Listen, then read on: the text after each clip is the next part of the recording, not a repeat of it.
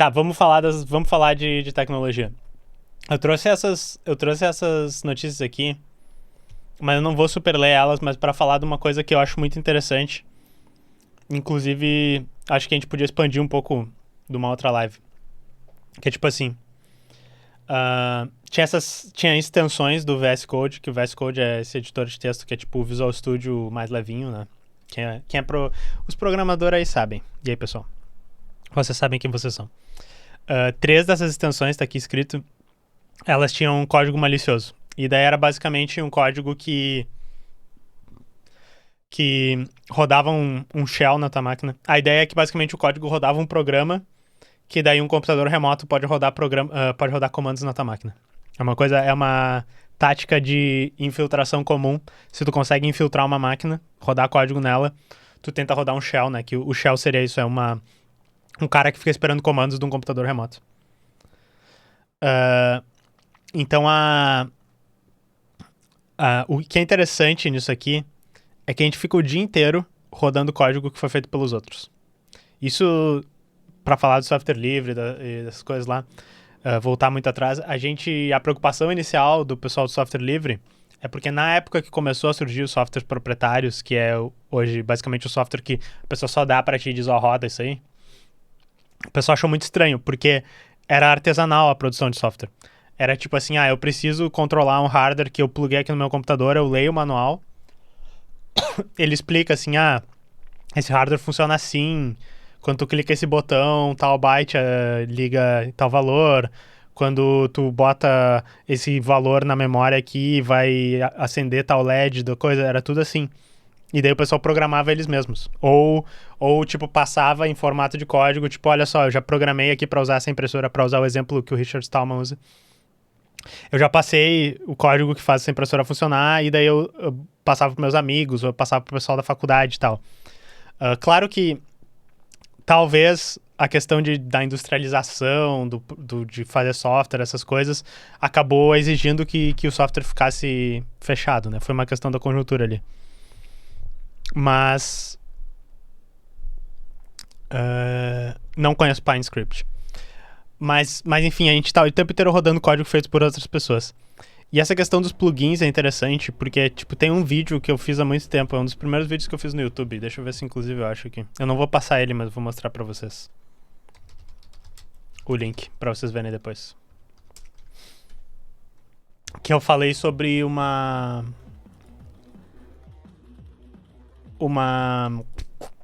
vulnerabilidade do Node.js. Tá aqui os vídeos, ó. Que não era uma vulnerabilidade do Node.js, era uma biblioteca do Node.js que instalava código malicioso. E o mais engraçado dessa biblioteca do Node.js é que ela era uma biblioteca que tu usava para ela botar X espaços em branco do lado de um texto. Era basicamente assim, eu quero identar esse texto 7 espaços pro lado. Tu baixava uma biblioteca que fazia isso. E essa biblioteca, alguém meio que tomou controle dela. O criador original da biblioteca largou ela de mão. Aí outra pessoa disse, vou manter essa biblioteca. Adicionou um código malicioso lá dentro. E esse código malicioso, o que ele fazia era, se tu tivesse um software específico de carteira de Bitcoin lá, ele roubava teus Bitcoins. E eu não sei se alguém chegou a ser roubado até descobrirem, mas foi isso que aconteceu. E daí, eu achei interessante essa notícia, porque eles fizeram isso, tá? E daí eu trago... a gente tem sempre esse problema de, tipo assim, o que a gente tá rodando na nossa máquina? Isso era, que nem eu disse, há muito tempo, o movimento de software livre já era uma das grandes coisas que eles diziam. Seria muito legal a gente saber tudo que tá rodando na nossa máquina, poder ver o código, tá? Aí a gente tem essa outra notícia que é a mesma coisa, que é tipo assim, o repositório de pacotes do Python, que é parecido com esse negócio que eu falei da biblioteca, do JavaScript, mas que é para Python. Eles tiveram que parar a submissão de novas bibliotecas por um dia, porque o pessoal tava só mandando tranqueira, só mandando malware lá para ser instalado. Tem a notícia aqui também para vocês lerem. E talvez isso tenha a ver, eu estou fazendo a ligação, eu não cheguei a ler a notícia aqui, mas talvez a gente a gente possa ler e eles digam, talvez isso tenha a ver com os modelos de IA agora que escrevem código. Talvez esteja fácil demais, tipo, tá fácil demais criar código malicioso. Deixa eu ver se eles falam alguma coisa aqui. Tá, beleza, eles só disseram que, tipo, tem coisas demais, eles não sabem quem tá botando. Mas, tipo, o pessoal tá tentando pra caralho botar isso. Deixa eu dar uma lida no chat. Toda empresa tem independência externa, vai saber se o idiota não faz essa sacanagem. Isso é... Exato, Ridan. Isso é um perigo.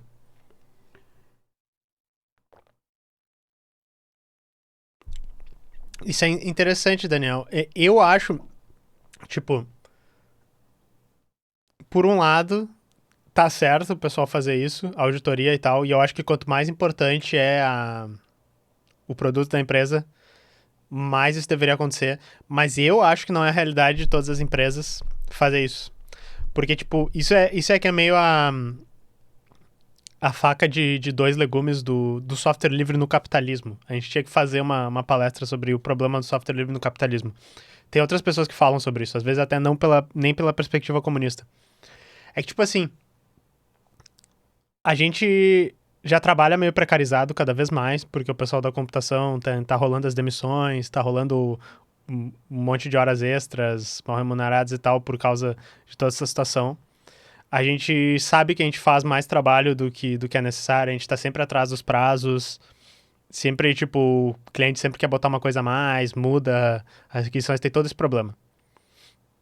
Aí, se a gente tivesse que, tipo, prestar atenção em todo o código pronto que a gente encontra na internet, ou até de código que a gente paga, sabe? Às vezes tu paga um plugin, paga um serviço externo. Se a gente tivesse que conhecer o comportamento de tudo isso, seria inviável fazer a profissão de desenvolvimento de código. E eu acho que quem trabalha como desenvolvedor sabe que na realidade é meio que tu mete o código ali e tu meio que reza que ele funcione como funcionou na tua máquina.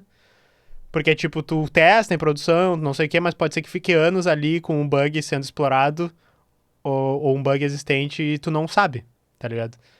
Então tu trabalhava em banco, daí já viu. Sim, eu acho que o pessoal do banco tem mais a gente falou inclusive do COBOL agora há pouco. Tem muito mais a perder se um problema desse acontecer.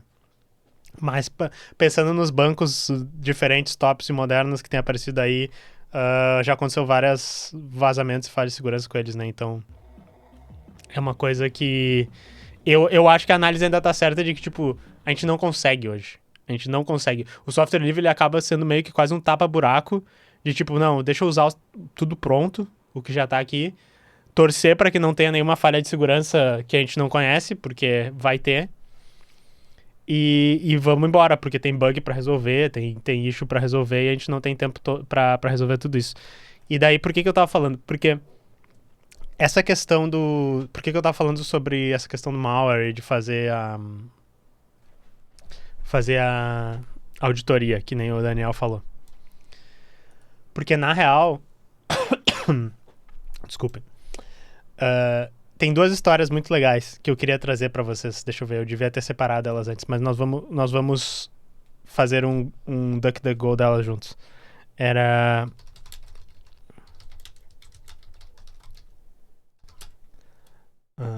Backdoor. Tem essa história muito legal. Ken Thompson, não era o Brian Kerrigan.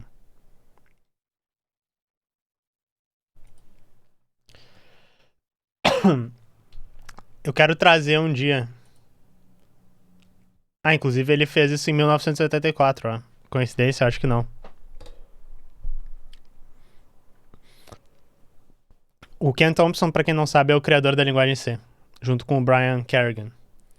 E tem uma história muito boa que ele conta. E eu não sei se ele conta. Deixa eu ver aqui. Agora que eu sei que se chama Ken Thompson Hack, deixa eu botar em português. Ken Thompson Hack português.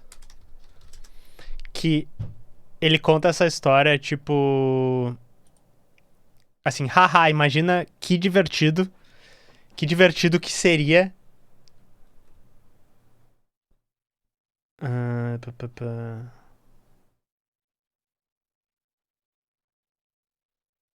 Cadê, porra? Tem um texto do Ken Thompson, me dá.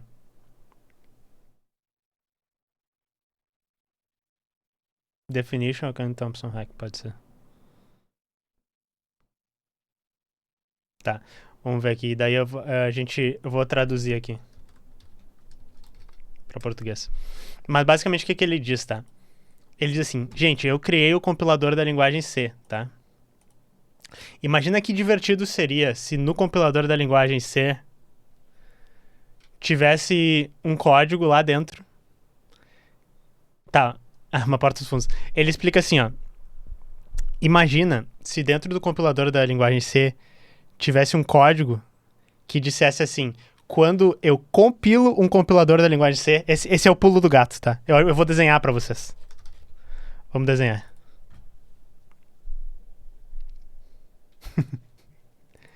Ele diz assim, vamos tentar. É que é difícil.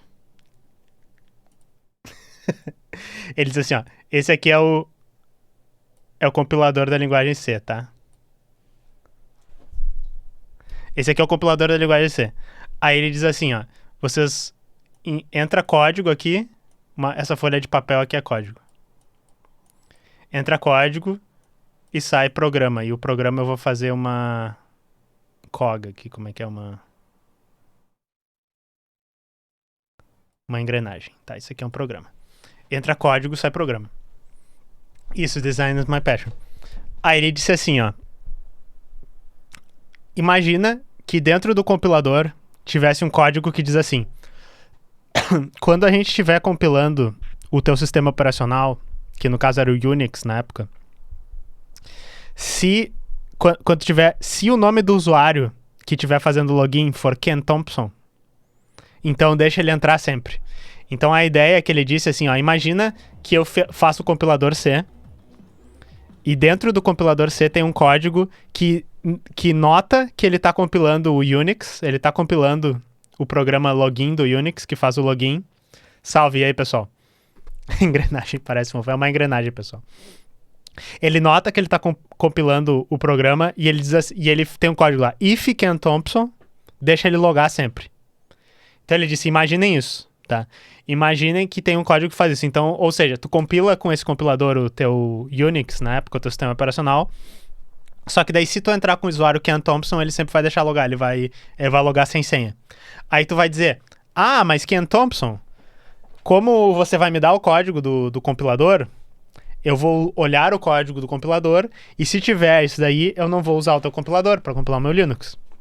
Isso era na época que o software eles distribuíam com código ainda, tá? Então, tipo, o problema é resolvido, né? Porque eu vou olhar o compilador, vou olhar o código do compilador e vou dizer assim, não vou usar esse aqui que está desse jeito. Só que daí o que o Ken Thompson diz? Mas quem é que vai compilar o código desse compilador? E daí aqui que nós vamos mais profundamente, pera aí. Vamos aumentar. Nós temos que ir mais fundo.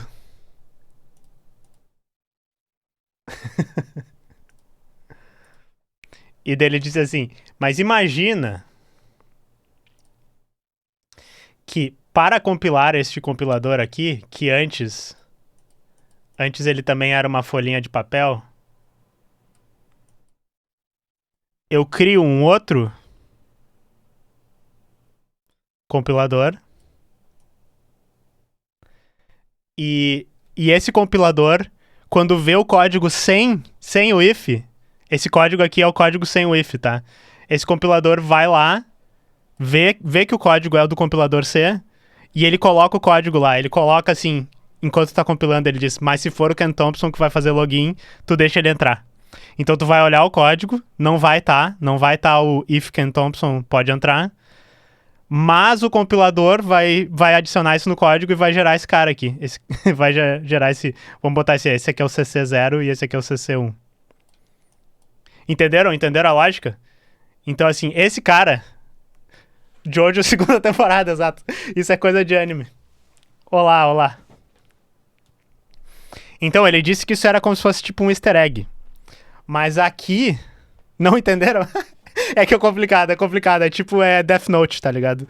É tipo, eu boto a mão dentro do saco e eu como uma batata.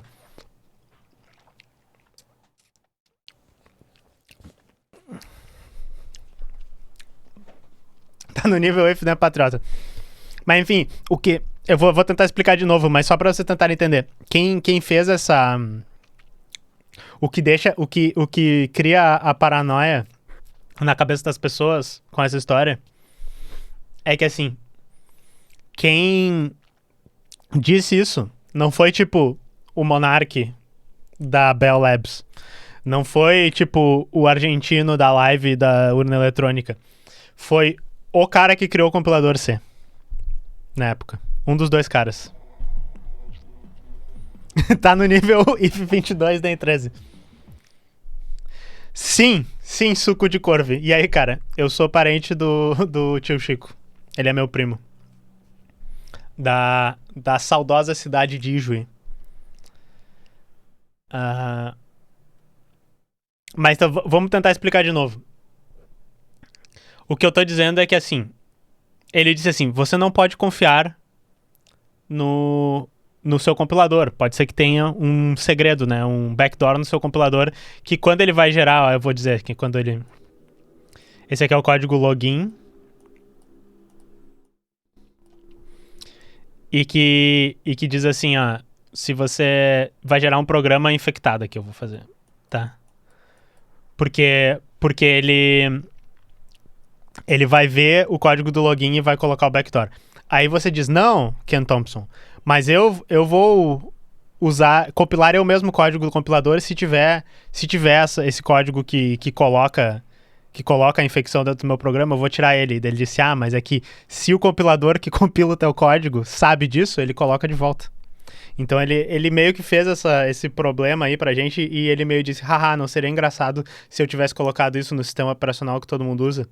E daí todo mundo ficou tipo, nível teorias de conspiração, sabe? Mas o problema é que isso, eu não sei se eu vou conseguir. A gente falou um pouco já sobre política, Patakis, mas a gente pode começar a falar sobre política baseado nisso, porque... Ele é teu... Talvez a gente não se conheça, mas ele... Às vezes eu encontrei alguns amigos dele e tal, mas enfim, manda um abraço pra ele. Ou eu posso mandar um abraço teu pra ele também, lá no nosso grupo do Zap. Muito obrigado. Mas isso é só uma tangente. Mas, enfim, não sei se vocês mais ou menos entenderam isso, mas é aquele problema de quem olha os olhadores, né?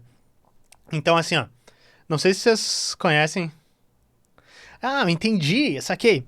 Não sei se vocês conhecem, deixa eu achar no Android aqui. No Android, a gente tem a loja do Google, que a gente... E na Apple também, a gente tem a loja da Apple, né? Que a gente baixa nossos softwares. E o problema dessas lojas é que, tipo, tu meio que tem que confiar que a Google olhou o código e não tem nada malicioso ali no meio. Ou até que tem e eles não se importam. Ou daí a gente tá falando de confiar no código do Google. Este é o dilema do software proprietário, que a gente chama. Um dos dilemas. Mas tem um problema a mais nisso. Que é o problema do tipo assim, mesmo que tenha o código fonte, será que quem compilou esse código? Porque quantas vezes vocês compilaram o próprio programa que vocês usaram? Vocês que são programador, que vocês usam Linux, os caralho a 4, ou vocês usam Windows, mas usam software livre, ou vocês baixam software livre no Android e tal. Quantas vezes foi vocês que pegaram o código e compilaram o código que tava lá? Falem aí no chat, quantas vezes foi? Claro que tem app malicioso na Play Store. O tempo inteiro tem acontecendo casos assim.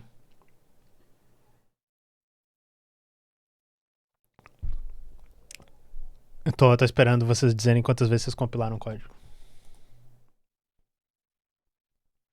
Acho que o silêncio de vocês já fala, né? Mas enfim. Então, um dos problemas... Já usou MPI, CXX... O que era MPI mesmo? Ministério Público... Exato. O Daniel Ablay. Então, Pakistansky Astronaut. A gente, aqui, nesse quadro específico, estou falando sobre tecnologia e intersecção da tecnologia com política. Então, por isso que a gente entrou numa tangente bem forte de tecnologia. Às vezes nós vamos entrar aqui. Mas eu acho que se eu conseguir acabar esse papo que eu tô me enrolando, a gente vai chegar nas algumas implicações políticas.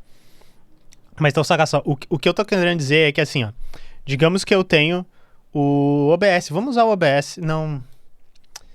O Telegram é um bom exemplo, tá? O Telegram é open source. O mensageiro Telegram é open source.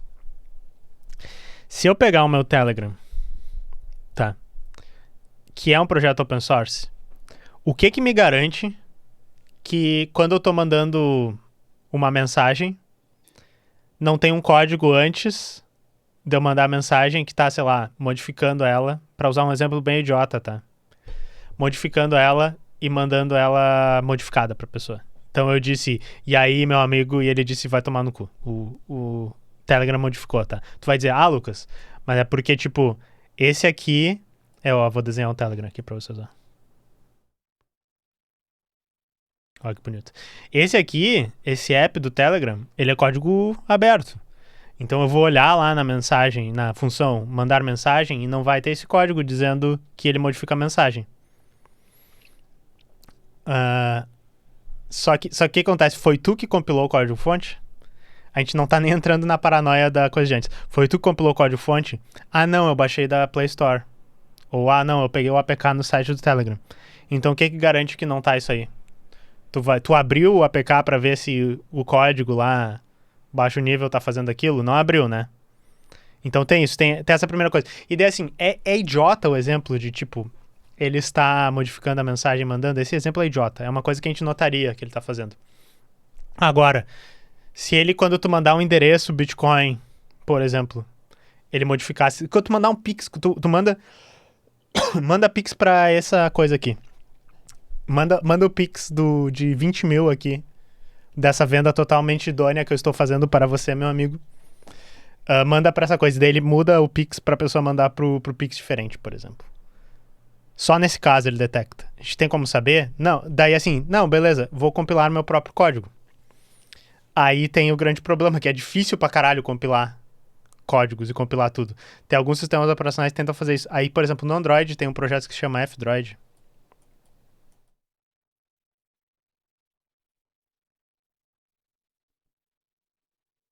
Assim,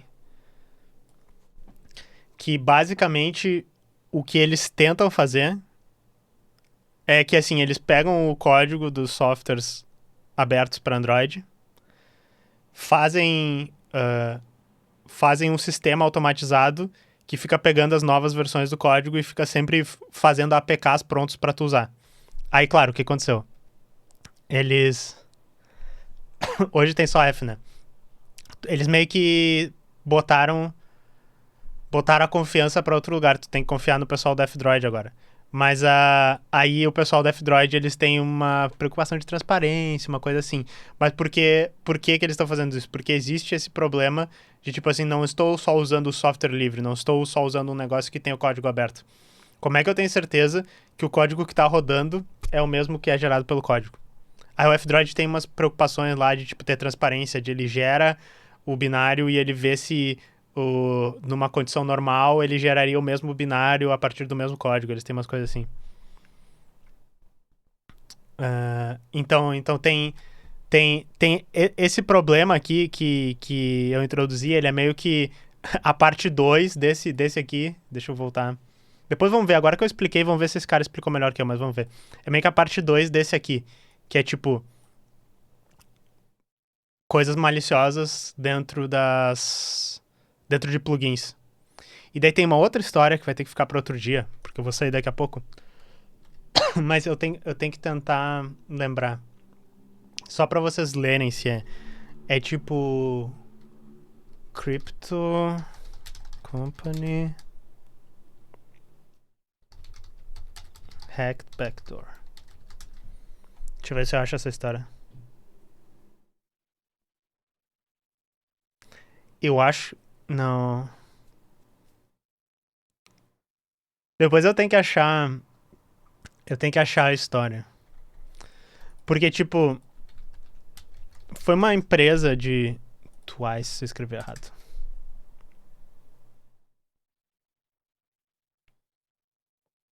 Foi uma empresa que eles eram uma empresa de criptomoedas e roubaram... Hackearam eles e roubaram um monte de moeda que eles tinham.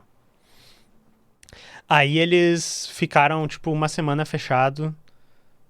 Eles aumentaram a segurança, pagaram o que precisava pagar, porque foi, tipo, sei lá, foi alguns milhões e tal que eles perderam. Mas daí eles, tipo, continuaram operando, aumentaram a segurança, tipo, trocaram o servidor, fizeram tudo assim, tipo, porra, agora tá de boas. Aí eles rodaram mais um pouco, foram hackear de novo.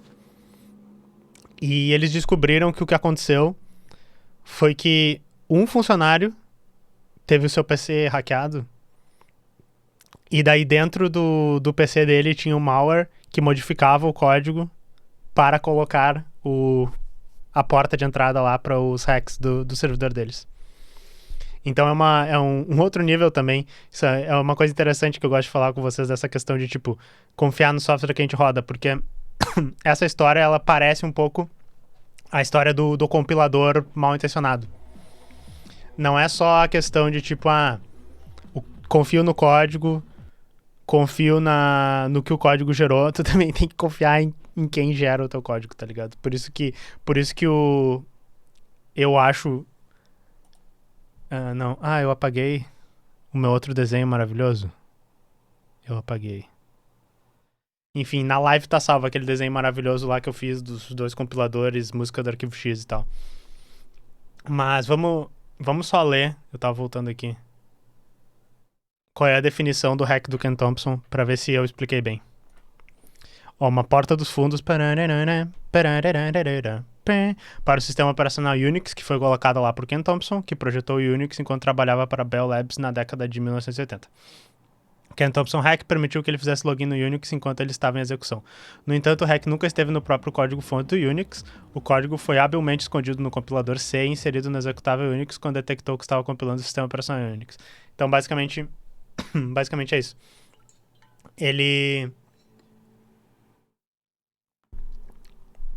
Eu acho que eu expliquei com um nível de indireção a mais. Eu não sei se eu expliquei errado, mas basicamente é isso. Basicamente, tipo, o compilador vinha batizado. O sistema operacional não tinha essa coisa assim, if foi o desenvolvedor, deixa ele entrar. Porque, by the way, ele criou o C, mas ele também criou o Unix, tá? Ele criou o sistema operacional junto também, na Bell Labs lá. Obrigado pelos 2 follows, Mr. BRTTRX, porque o programa veio batizado. Valeu, pessoal. Muito obrigado.